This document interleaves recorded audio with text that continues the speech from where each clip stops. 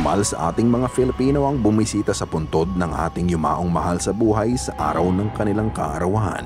Kahit na sila ay wala na, nagagawa pa din nating makapag-celebrate para ipakita nating hindi natin sila nakakalimutan. Ganito ang ginawa ng mag-ina sa video.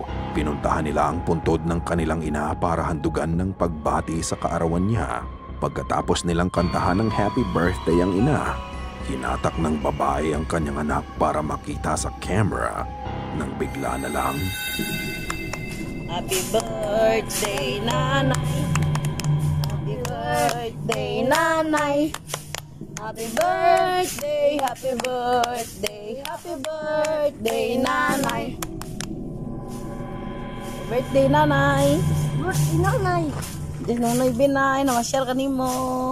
Happy birthday. Happy birthday, nanay.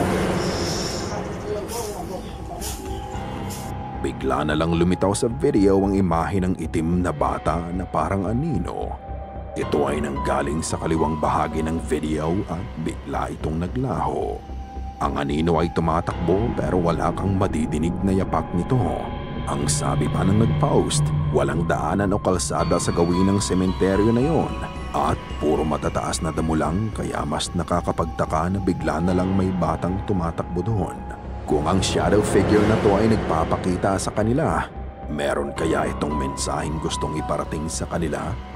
Ikaw na ang bahalang humusga.